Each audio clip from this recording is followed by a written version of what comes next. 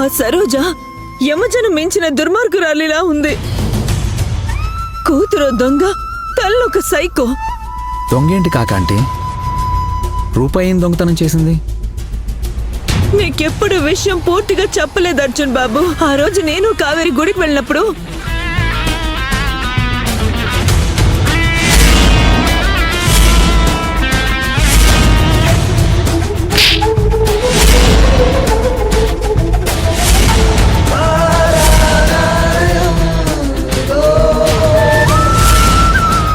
ఏమైందమ్మా?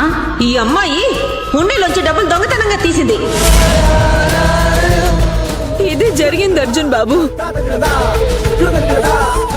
అక్క చేసిన పనికి చెల్లెల్ని శిక్షించకూడదనే అంకితని తిరిగి జాబ్లోకి తీసుకున్నాను. మన అదృష్టం కొద్దీ తనే మీ చెల్లయింది.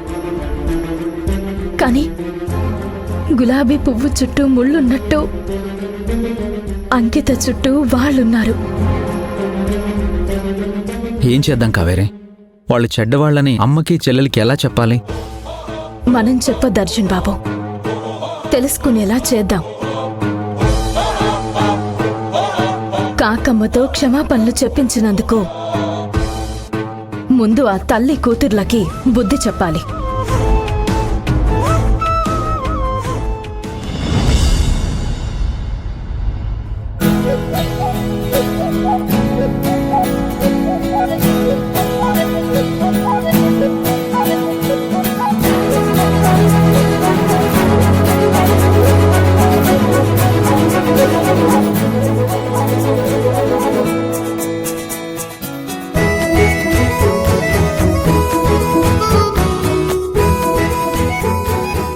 ఏమైంది కావేరి? ఎందుకలా చూస్తున్నావు? ప్రెగ్నెంట్తో ఉన్నవాళ్ళు ఎవరిని ఎక్కువగా చూస్తే వాళ్ళలాగే పిల్లలు పుడతారంట. నాకు మీలాంటి అబ్బాయి కావాలి, అందుకే చూస్తున్నా. వద్దు, నాకు నా చెల్లెల్లాంటి అందమైన అమ్మాయి కావాలి. మహానుభావా, ఈ టైంలో ఎవరైనా నీలాంటి అందమైన అమ్మాయి కావాలంటారు. తమరేంటి చెల్లిలాంటి అమ్మాయి కావాలంటున్నారు? నాకు మా అమ్మ అంటే ఇష్టం, అమ్మకి చెల్లెలంటే ఇష్టం. అందుకే నేను అంకిత లాంటి అందమైన అమ్మాయి కావాలి అంటున్నాను. ఇలా మాట్లాడితే భార్యకి కోపం వస్తుందన్న భయం కూడా లేదా? అది మామూలు ఆడవాళ్ళని పెళ్లి చేసుకున్న వాళ్ళకి కలిగే భయం. మా కావేరి అలాంటిది కాదు, సూపర్ ఉమెన్. మామూలు ఆడవాళ్లకుండే అలకలు అసహ్యాలు ఉండవు. తమరు నన్ను మునగ చెట్టు ఎక్కించకండి, నేను కూడా అందరిలాంటి దాన్ని. సరే గాని కాస్త నాకు ఎలాచి టీ పట్టుకొస్తావా? సరే అర్జున్ బాబు.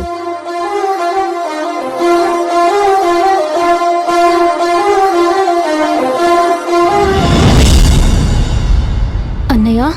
అంకిత రా కూర్చో.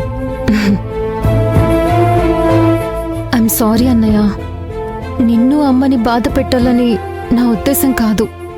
కానీ పిన్ని వాళ్ళు అలా చేయరనే నా నమ్మకం. వాళ్ళకి తొందరపాటు ఉండుండొచ్చు, దురుసుగా మాటలు వదలొచ్చు. కానీ మనుషులు చంపాలనుకునేంత దుర్మార్గులు కాదు. అంకిత, జరిగిన దాంట్లో నీ తప్పేం లేదు. నీకు తెలిసిన దాని గురించి నువ్వు మాట్లాడావు, అలాగే నాకు తెలిసిన దాని గురించి నేను మాట్లాడాను. మనిద్దరికీ తెలియని నిజం ఇంకొకటి ఉండొచ్చు.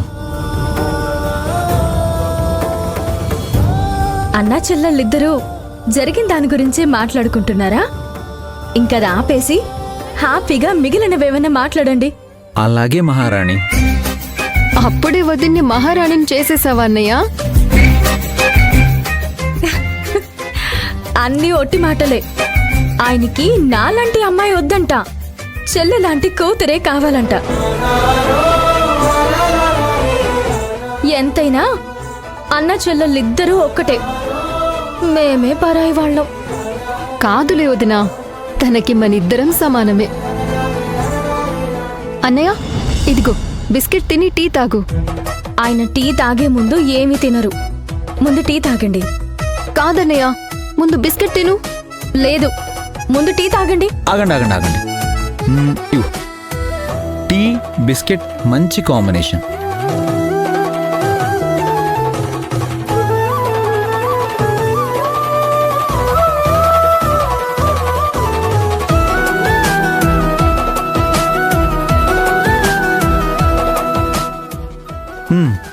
ఓకేనా?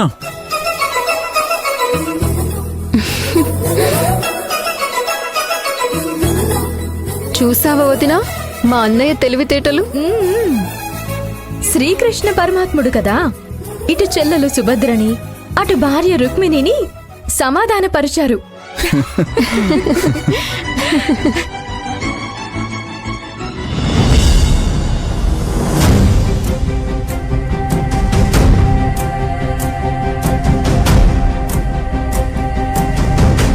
కావేరి, నేను కొత్త ప్రాజెక్ట్ గురించి డిస్కస్ చేయాలి.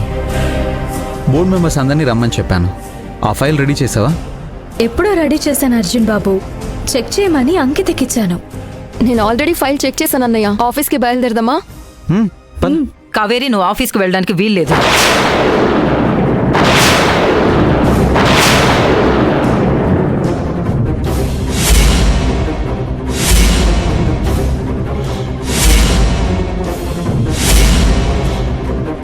అత్తయ్య, ఈరోజు కొత్త ప్రాజెక్టుకి సంబంధించి బోర్డ్ మీటింగ్ ఉంది కదా.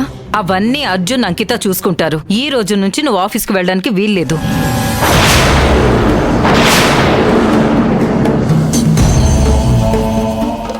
అదేంటత్తయ్య అలా అంటారు? ఈరోజు చాలా ముఖ్యమైన మీటింగ్ ఉంది. దానికి సంబంధించిన వివరాలన్నీ నాకు మాత్రమే తెలుసు. నేను వెళ్ళకపోతే ఎలా?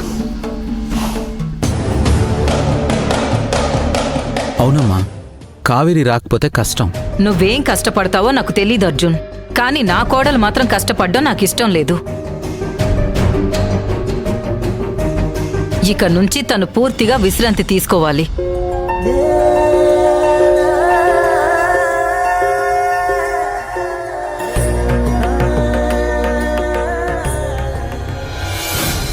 చూసావా రూపా, ప్రేమలు కారిపోతున్నాయి. చూడలేక చచ్చిపోతున్నాను.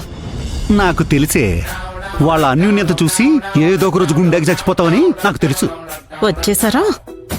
నేనేమైనా అంటే చాలు, సరిగ్గా భోజనానికి కూర్చున్నప్పుడే టీవీలో టాయిలెట్ యాడ్ వచ్చినట్టు వచ్చేస్తారు. నోర్మే, ఎదురుగా అంత మంచి సీన్ కనబడుతుంటే సంతోషించాల్సింది పోయి ఏడుస్తావేంటే?